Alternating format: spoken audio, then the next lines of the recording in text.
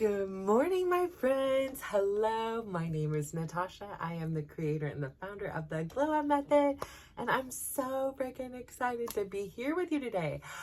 I did it, guys. I really did it. So yesterday, I was talking to you about how I was stuck in this indecision and I was going back and forth, and then I thought I made a decision, and then I had buyer's remorse, and I was like, no, I actually do want it. And then I played this game like, if I can get it back, then it's meant to be, and that's the answer. And so, let's just say, And then finally, like, I'm in a class, and the class's assignment for that day was go have some fun. Go do something that you've never done before. So, like, all these moments when I'm like, should I even go? I could just send him and da da da da. I was like, no, I'm gonna go. Like, he is not doing his high school graduation, and that's fine. He's doing this instead, which I'm totally honoring, right? But I also want to be a part of, like, celebrating. I would be in any normal situation, I would be celebrating him. And so I still want to celebrate him there and make his life a little bit easier while he's there, and just stable and consistent, making sure he's properly fed. And those are just the mom things. But I also want to do some relaxing on my own. I don't have to go and do all the activities and the events and things that he is partaking in, but I can join in and watch and support for some of those. But the other ones, I'm happy to help him get to where he's gonna go. And I'm just happy to have that time, especially since he's been sick and then he was in Germany. Like, I feel like we've been ships passing in the wind. And so I'm actually excited. So, like, hearing that, like, getting that reminder that, like, life is fun too. And sometimes I get so caught up in the nitty gritty and the cost and the how's it going to work and the da da da. Then I was just like, damn it, it's progress over perfection. Maybe I will absolutely hate the hotel and we'll just deal with that if that happens. But maybe I will absolutely love it and be like, great, you did a decision. Or maybe it's something in between. I'm like, experienced it, whatever. Next time I'd go someplace else. Whatever it may be, I at least know that I made a decision, and that, like, just freed up so much space and energy for the rest of the day. I went in and canceled any other reservations, and I'm like, this is it. This is the one. This is where we're going for now. And that's the way it is. So I'm very excited about that, because it also hit on some of those things. Like, I wanted it to be relaxing. I want to be even though I'm downtown, like, I want to be in a hotel that facilitates me being able to sleep, and for me to be able to just relax in a cozy bed and just, yeah. So, like, all those little things were checked off. So I was super excited about that. And I really wanted to share, because I don't know if you guys suffer with that. Like, decisions are very challenging for me, because I get stuck in this thought instead of just acting. And my uncle used to tell me all the time, just do it. Just do it. Like, there is a lesson in the doing. It doesn't have to work out perfect. So everything I'm doing here, again, like, it reminds me of exactly what I know, but then when you're living it in the experience, it's totally different. And even with the website, I'm like, I have a vision, and then all of a sudden I was working on it again yesterday, and part of me was like, I really didn't want to. I delegated this to my daughter. She said yes. She's been busy graduating and stuff like that and on vacation. And so, but it's also something I want to get done. And I also am like, I can do this for what I'm going to do. Eventually, I will hire somebody else to handle it. It's not the end all be all, but it's just like, it's the home. It's the home base. That's the important thing for me, is the website represents my home base, because there's so many avenues, right? There's a book, there's a podcast, there's a YouTube, there's, a community. So there's so many different little offsprings, but it's like the trunk, it's the roots, I'm the roots, but then there's this like solid thing that everything else grows on from there. So it doesn't have to be perfect. And I keep telling myself progress over perfection. And so I've been looking at different ones I like, and now I've kind of narrowed it down, and I'm like trying to find the exact one. And I'm like, all this time I'm trying to find the exact one. You could just create the exact one that you want, or ish, So that's kind of where I am. Perhaps I'll end up saying, forget it. Let's just go with the template, plug and play. I really thought I found one. I was, but it wasn't working. It wasn't uploading. And so that was like a challenge, and it was just a template, and I couldn't copy it, couldn't paste it. I couldn't use it. And I loved the color schema, but then I was like, I could just emulate this. Like, I don't have to sit here spending hours trying to reinvent the wheel, just make the progress. So that was super, just like forward. I felt like I was forward. Like sometimes I get stuck in that quicksand and I'm just stuck there. And I'm like, come on, I'm like working really hard, but I'm staying in the same place. So feeling like, I've moved an inch is huge. And then this morning, again, like I waffle because it's like, I don't want to sit there in the indecision. And sometimes I'm just like, listen, universe, just take me for the ride. Like when I go with my friends, I'm always like, you choose, because like, honestly, just sometimes I just don't want to. And I know I should be practicing that, but it's so nice to experience a different perspective.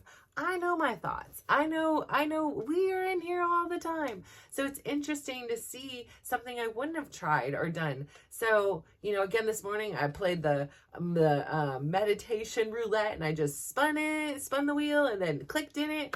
And I'm telling you, I couldn't have picked a better guided meditation for me this morning.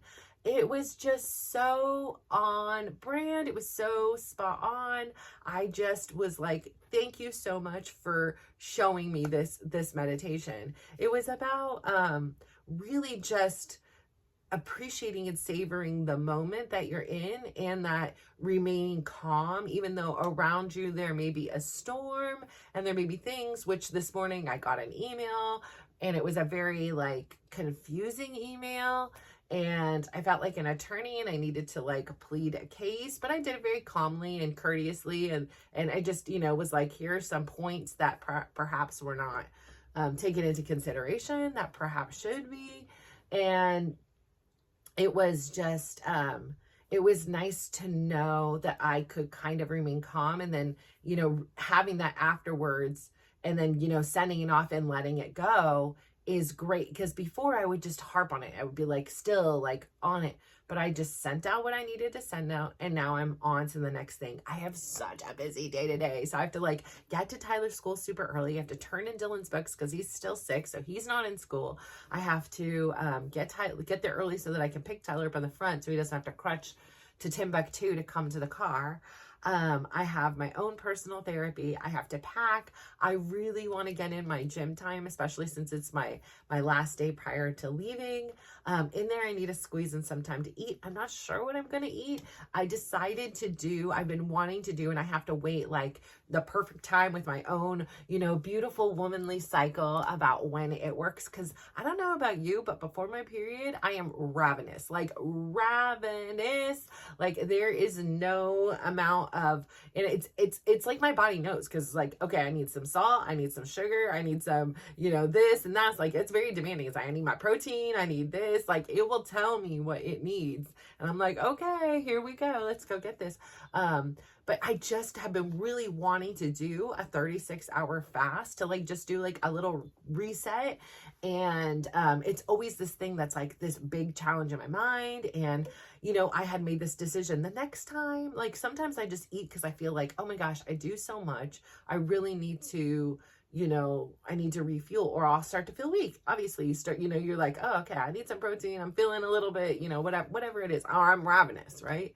But I was like, the next time my body feels, which usually coincides like with the end of my cycle, the next time that my body feels like it's not like hungry, I'm just going to lean into it. And of course, the timing is like strange because I'm about to leave. But I was like, I'm just going to really lean into it and see what it does instead of being ruled by the clock and by the whatever. I'm just going to go ahead and let like the nature of my body take care of itself. I need the immune system reboot before I travel. I want the gut reboot before I travel. And I just really want to go into this traveling experience the best version of me possible. So I'm healthy, I'm at peace. I, am grateful, because I get really anxious. Like, I realized yesterday, like, Dylan was playing in a tournament, and he ended up winning an opportunity to go play, which ironically was in Dallas, and will be there. So he has multiple game and events things going on. So, but he was in there playing, and I'm in my room, a nervous wreck, like, just a nervous wreck. I don't hear anything. I don't hear any pounding. I don't hear you screaming. I don't hear you celebrating. And I realized I've become so invested in this, like, I was a real nervous wreck. And so really using those tools, I'm like, okay, like, go back to your shower, go back to the meditations, like, and really distancing myself and not feeling like this connection that, like, I need to take on this nervous energy for this thing absolutely not in my control. So I really need to go into that stressful environment the best version of me possible, so that I can easily grab these tools. When I'm tired and depleted and stressed out, my default settings just pop back in. And so I'm really hoping, like, my objective for this trip is to, and I'm debating on if I'm going to bring my computer or not, but is to really still, hopefully I'll be able to film. I can, squeeze out some time for that. And I think, like, when I went with my son, I was still doing like an hour. That was just way too much. Like, 30 minutes is fine. I know I was excited and I was like, I'm ready to go. I can do this. But on the same turn, we all have busy lives. We have lots of things to do. So, I know that this one single moment with you is like changing your life and changing mine. I'm not going to take all those moments up. Okay. So we have to have some boundaries here. And then speaking of which, those boundaries, like, the aha moment when it was like, wait a minute. So the boundaries aren't about protecting me from you. It's about protecting me from me. What? Mind blown. Totally get it now, because, I'm the one who's up to enforce these boundaries, establish these boundaries, and then communicate these boundaries. So on to another thing, but I didn't get it. Like, I always was like, oh, these are my boundaries. Once I learned the word, and once I learned what this concept was, I was like, wait a minute. And that was in late 2020, early 2021. I even heard or knew what a boundary was. And I was like, wait, what is this boundary? What are we talking about here? Let's slow the roll. Let's rewind the tape. Let's go back to kindergarten level, because I don't know what you're talking about. And it was in learning what a boundary was, and that it was okay to say no. And like, no is a complete sentence. It was like, oh, I didn't know. I really didn't know this. So, I just think that this is such a fascinating journey to be on and see. Like, I just feel like, like in a camera, like I'm a photographer, like casually, I take pictures. So I classify myself as a photographer, right? It used to be a huge passion of mine. And it's still interesting to me. I just haven't picked up the camera in a bit or had that same energy or passion about it recently, but that's okay. It's still something I've done and have enjoyed in the past. But, when you open up that aperture and you just see everything comes open and alive, like, that's the same thing. It's just like, I feel like with all these like new thoughts and new concept, it's like a new way of thinking, and like the world is opening up. And I just think that is so freaking cool. Like, it is crazy to me how just adjusting one or two things like allows your mind to see things. Like, yesterday, all of a sudden I was driving and I saw the name of a hotel and I was like, oh, that's a sign, like all these different funny, wonky things that you're like, can align you up and say, okay, they were always there. It's just we don't see them, right? We focus on what we focus on. We see what we see by default. And if we have a negative bias, then we are more disposed to see the negative and the challenges. Why? Because our body wants to protect us, right? Like, it's our body's job and our brain's job is survival, and it does a really good job. So it's like, hey, you just touched that thing over there and now you got burnt. So we're not going to do that again. And our brain remembers that every time we go to put our hand down and accidentally touch the stove again. It's like, oh wait, no, that's hot, you know? So it's in order to protect us. But sometimes we become, as people and as creatures, we become these hyper vigilant people that think everything is danger and that everything isn't going to work out just because it didn't work out once. If that was the case, I would have took that first weight loss journey of mine, failure, and never ever tried again. But here I am. And again, I have tried to fast for 24, 36 hours and it didn't work. I wasn't working with my body. It was like my mind was like, today is the day we're going to do this fast. And I was like, hell no, this is hell. I don't want to do this. I'm hungry. I'm awful. But if by nature, I'm not hungry and I'm satisfied and I don't have anything, why not take advantage of it and say, hey, my body doesn't need to eat right this second. But as soon as it's like, hey, I'm hungry or I'm starting to feel weak, let's go. It's game on. It's time to get back in action. So I think really working with your environment.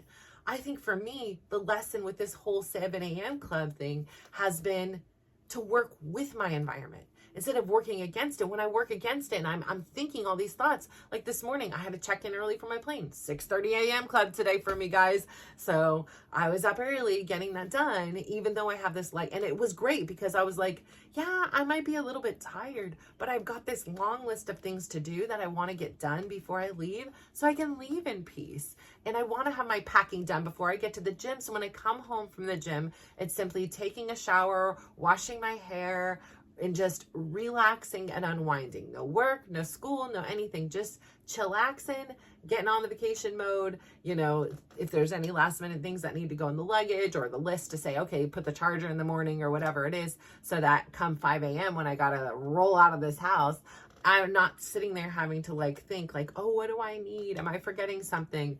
And really, again, for me, whenever I'm packing, because I tend to be an overpacker, but especially with Southwest, I am no, we are just checking. We're not checking. We're just carrying on. It's literally 5 days. It's going to be fine.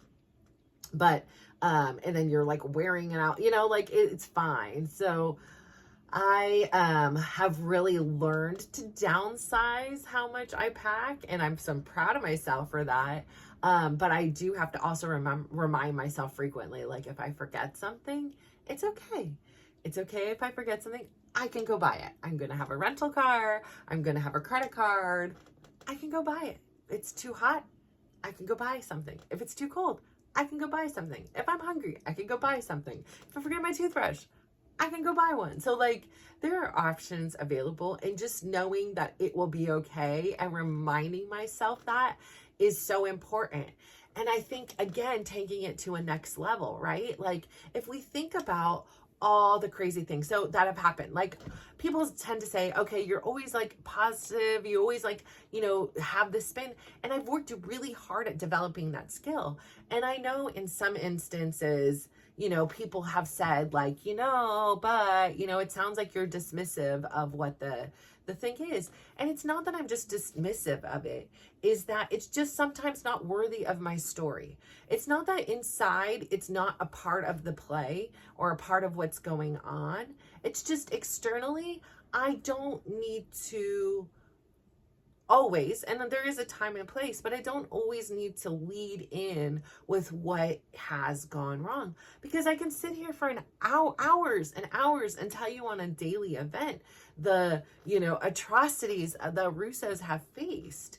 But on the same turn, in every single instance that seemed life or death, or was literally life or death, or seemed like the most challenging thing in the world, I always knew that there were many people experiencing way worse scenarios than I was in that very same moment. And so for me, it's not about comparison, but it's about saying, yes, this is challenging. Yes, this wasn't what was wanted, planned, desired, expected, whatever it is. However, it's how we face this, how we get up tomorrow, how we navigate from there, because we're not defined by what happens unless we let it define us, right? So when I'm with my dad, I think part of the struggle is he is defined by what has happened to him. he believes the story that he has created around these events as if it was a reflection of him or me or of anyone else. And for me, I've watched how carrying that burden eats at your soul. My dad is a high functioning alcoholic. He has had DUIs before. He has had just a lot, I mean, years, I'm talking many, many, many, many years ago. You know, he drinks a lot. And again, I'm not going to blame. I know it's a disease. I fully am aware. I know it's hereditary. His dad was a full-blown alcoholic as well. And as stories have been told, so was his father. And so for me, it was really important to end that curse. And so when I was young, I drank a lot and I was having fun. And I was probably, you know, I started drinking at a way too early age. I idolized people like my aunties. And they were suddenly at 13 years old giving me alcohol. And I just thought that that was how you were accepted. And then my friends and I started drinking shortly there and after. I honestly think I even had alcohol younger. I mean, I know I had a sip here or two, but like it was constantly on the table. Like it was available for me, you know, and not necessarily by my dad, but definitely by my aunties.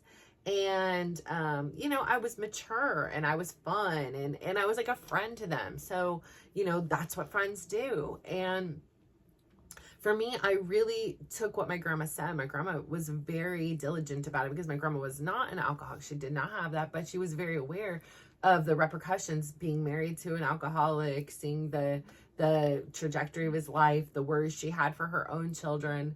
And I drank a lot. And I remember one time I had it like hidden because I was a kid. So we'd like buy up or get somebody to buy up for us and then like hide it away. And it was like, no, I can't hide it in my house. My dad will look or my parents, my mom will look. And I was like, oh, nobody's going through my stuff. Like I'll put it in my closet. So I'd be like the bar for everybody else. Well, one day my grandma had the sweetest intentions of cleaning my room and found all this alcohol. And she was like, oh my God, are you an alcoholic? And I'm like, no, like this is no. And I didn't want to bust any of my friends or anything. She's like, are you drinking alone? I'm like, no, I just go with my friends. I don't even really like the taste of it. We just do it. So, you know, up until the point where I got pregnant with Bradley, I was drinking pretty often. I mean, but I was always I was always the very responsible one still then. And, you know, like the mom that would like suddenly sober up when the, you know, glass was spilt all over the floor and, you know, really would like more nurse and then pour stuff out because I knew, you know, I was the one kind of, all right, I assumed and maybe really actually was like responsible for a lot of my friends and getting places and doing things. So I always had this sense of motherly feeling to them too. It wasn't like a like said thing or anything, but it just kind of was. And then obviously when I got pregnant with Brad, that like cut it. And then while I was pregnant with him, I was like, I don't want Brad to ever wake up and have that like mom that wakes up where I had like with my dad where it was like, come back in 30 minutes and I'm feeling like crap. And, you know, it's like 6, 7 a.m. in the morning and he's ready to roll. And I'm like hungover feeling like crap. Like I am so blessed for this child. And I didn't even know at that point when I was pregnant how even more fortunate I would have her every day. So when he was born early and when he went through all that experience in the hospital and after his heart surgery and literally watching him dead for a few minutes and then come back again, I was like, there's just no way I don't treasure every moment with him. And if I'm sitting here getting blitzed the night before or drinking, I'm showing up not as the best mom as I can for him. And I really want that for him. And so that was super important for me. And so I personally chose not. And even now, like if I drink, even just like, I mean, I actually had like a couple sips, like it was like this much red wine at our party for a toast and that was fine. It was like that was actually fine. I was surprised, but usually I get like a terrible headache. It doesn't matter what it is and stuff. And yeah, for a moment like this, I didn't even feel anything. But like, you know, like, yeah, it's fun for like half a second, you know, like sometimes when I'm drinking, but the after effect of how sensitive my body is to other things, it's just not my jam. Like, and I'm not saying it never will be or there's in special occasions or things like that. But again, having witnessed somebody with an addiction close hand was definitely, and many people, like my mom's mom was alcoholic. Like there was a lot of alcoholism. And so I felt the pressure of it on both sides of my family, that I just made the decision that it was not what was best for me in my family and my lifestyle for right now. You know, maybe eventually I'll become one of those ladies going around to the wineries or whatever, because I don't have any, you know, like that's my outlet. That's my fun. I don't know. It's just not a super big priority for me. And I've seen how all those unresolved stories, how all that healing that hasn't taken place within my dad has had this effect on him. I have seen that, and it really drives me to do the work, right? Because it's not easy. It's not easy sitting here and thinking about hard moments, but the fact is you're really thinking about them. They're really stored within your body, whether you're consciously thinking about it or subconsciously. The difference is when we're consciously just thinking about something, when we're consciously working through and healing it, we take our power back. We control the narrative. We are the ones who then move forward from it. When we leave it just running there idly in the background, like I said, there have been things that on here I've had absolute epiphanies for. I'm like, I didn't even know I needed this healing, but apparently I did. I didn't know, because it was so quietly running in the humming in the background. I didn't know it was a contributing factor to the fabric of me. And like I say, I know you may want to believe it's crazy, because I've done nothing different and I eat a lot. If you sit down and eat with me, I am an eater, and I am a proud eater. I still can eat. I can throw down like a 300-pound woman, like maybe a 500-pound woman. Like my stomach has been stretched, and there's not a whole lot of like, I feel full. Like it takes a while, and I wear a lot of stretchy pants. So like that elastic is very forgiving. Perhaps if I would eat in jeans with chopsticks, you know, where I could slow my roll, maybe I would feel like full. But I mean, I could sit for hours and eat a 5-course meal or 10-course meal. I mean, I could go to town in my one setting or whatever, you know, 2 setting. I can't do it like 3 or 4 times a day or anything. Like my body is not primed for that, but I can sit down and I can throw it down. I do believe that part of my physical transformation has been the releasing of some of these traumas that have been inside, that like had to go someplace. These events happened. My body was scared, you know, like this morning or yesterday I was saying I was scared, I was nervous, I was anxious because I knew he was playing a game. That emotion, that feeling unresolved has to go someplace. It doesn't just dissipate into the air. And I was like, I swear it gets like stored for me as like little pieces of fat. Like this is my visualization, and it's going here, and it's going here, and it's going here, and it's going here for real, for always. And, you know, that's what it is. So I do believe that in addition to my hard work ethic, in addition to my intermittent fasting, I think the third and most valuable key is this work, the stuff from the inside. The physical, quite honestly, is easy, right? We all know what we're supposed to do. Get up and move your body, period. Like, I don't care what it looks like. If it's moving and doing yoga, if it's moving and doing Pilates, if it's moving and doing heavy weightlifting, if it's moving and playing pickleball, if it's moving and swimming, whatever that is, whatever you're there. Thankfully, there's a gazillion activities that you can do to move. So you find what moves you while you're moving, right? So you move. That's basic. And then secondarily is, of course, there's a food aspect. I mean, it's basic science, right? Input, output. Like, that makes sense. And for me, like I said, when I did the 1,200 calorie diet, very eye-opening. I was like, oh my God. Like, you mean to tell me, hold on, let's slow the roll. So this one Oreo cookie is going to take me 15 minutes of walking. Oh my gosh. And I ate one sleeve. Oh, there is no reason to even walk, because I would have to walk a whole day just to eat off the, you know, work off the Oreos I ate this morning for breakfast.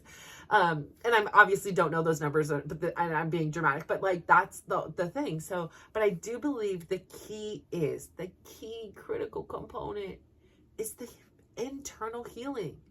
It is like the nucleus of everything. It is the starting place. It is the home base. It's the foundation that needs that healing too.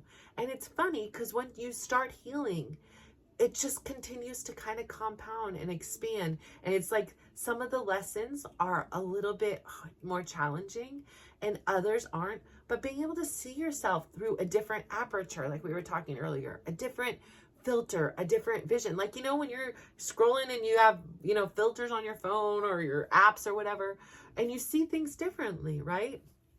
I tend to always like the normal one. I'm like, hey, that looks real. I like this one. Others may like it a little more blurred or a little more saturated or whatever it is. But I say all that to say, I'm really, really proud that you're on this journey with me.